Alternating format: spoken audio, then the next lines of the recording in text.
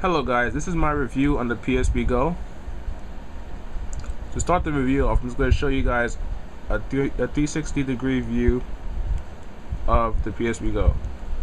So the bottom, the front, the top, the right side, the left side, and the back. This design, this is actually a decal sticker. So this is not originally on the PSP Go. Alright, at the front side of the device, you have your left speaker, which is located right here. Above the left speaker, you have the wireless local area network indicator light. Down here you have your PlayStation Home button, and to the far left you have the indicator light for the memory stick.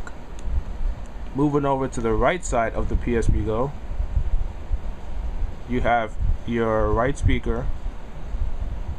Above the right speaker you have your Bluetooth indicator light. To the far right side you have your power indicator light. In the middle of the front of the device, which takes up a lot of real estate as you can see, is the 3.8 inch LCD screen with the resolution of 480 by 272 pixels.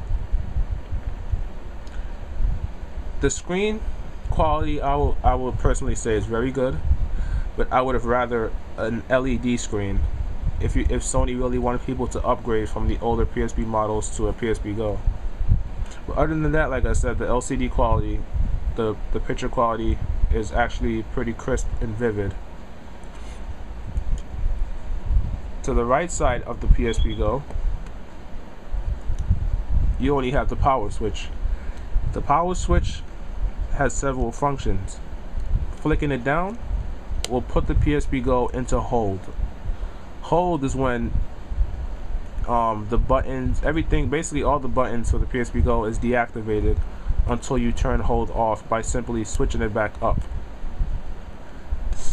Switching it up very briefly will turn the PSP Go on.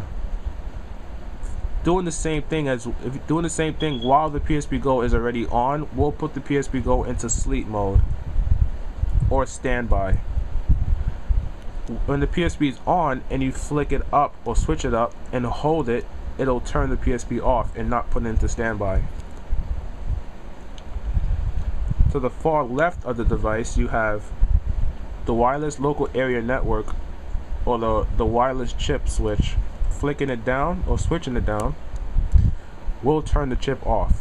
Switching it up will turn the chip back on. Over here you have your flap to insert the external memory chip or memory card.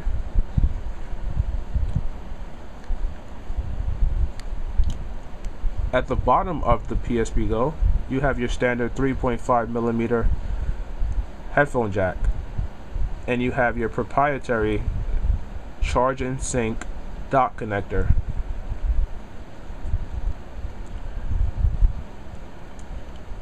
Let's turn the PSP Go on so I can show you guys how the top buttons work real quickly. As you can see, just by sliding the screen up, it'll turn the PSP Go on. So you can either turn it on by sliding it up or turn it on by just flicking it up, whatever you choose. Now if you slide it back down, you'll see a clock. Now I'm going to show you how these face buttons work. Alright, up here you have your left and you have your right bumper. Now these buttons, this is the display button. Pressing and holding this display button will turn the screen off. Let me show you an example. Pressing it again while the screen is off will turn the screen back on. Pressing it steadily, just one click at a time, will change between the different brightness levels that the screen has. You have 3 brightness levels when the PSP Go is running on a battery. If you plug it up to it, if you have it charging, if you plug the cable in here and have it charging, it'll unlock a 4th brightness level. These are your volume rockers.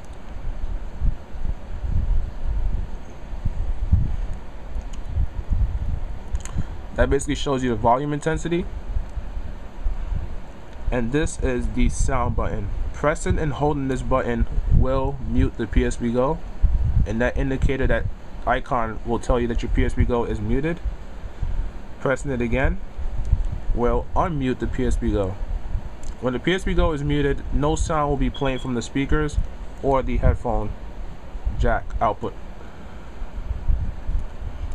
Alright, when you slide the screen up, you now have access to the face controls, which is the directional pad, which is used to navigate through the cross media blade, the analog nub, or the analog stick, whatever you may call it. You have your start and select buttons, and you have your face controls buttons: square, triangle, circle, and X. Keep in mind, these stickers or decals are not originally with the PSP. These are things that I've added on myself. So now, while you're in the cross media blade, it's basically just as the same as the older PSPs, and it's similar to the way the PlayStation 3 looks. You have your settings, which you can, within the settings now, you can update your firmware, connect via USB to your computer and sync, change video settings, change your photo settings, change the system settings, change the theme settings. Themes where you can change how the icons look, or the background, the wallpaper. Actually, you can change your wallpaper from here, or you can go and browse the pictures that you added on and set as wallpaper from this. Any picture that you sent over to your PSP Go can be used as a wallpaper. You can change your date and time settings, your power save settings, your Bluetooth device settings. Like if you have the connected display settings, if you have a TV connected using this cable, you can change like how it's gonna look on the TV. Change the sound settings, the security settings, RSS channel settings, and network settings. Over here in extras, I downloaded digital comics, but I haven't really gotten any comics to actually utilize this software. But I would expect this is like an application type thingy, similar to the iPod Touch or something. Over here is your photo. You can configure the PSP add-on camera if you have one. This is where you can browse your photos that you added on. Let me show you an example how you can set wallpaper. Simply just go here, you hit the triangle button, then you go over to set as wallpaper,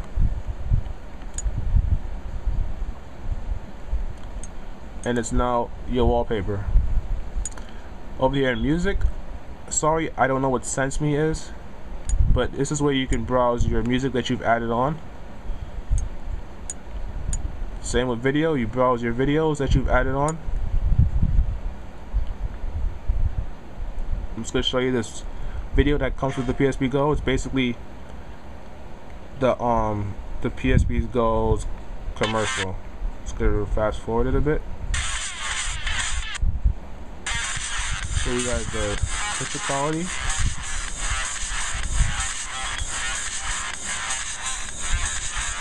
Looks very good for a portable. Very, very good. Over here now, game sharing. Let's say if you have a friend who has a PSP but you only have one game, you can if the game supports game sharing, your PSP will send out game data to his PSP, and you guys can now be able to play against each other with that game while using only one game. Save data utility. If you can access your game saves. This is where you access all your PSP games, demos, and PSP minis.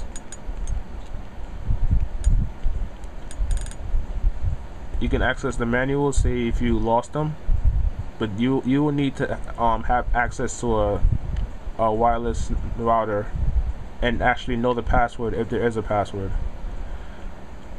So guys, I'm gonna make a part 2 since I'm only have about 10 seconds left. So stay tuned for part 2, and thanks for watching this video.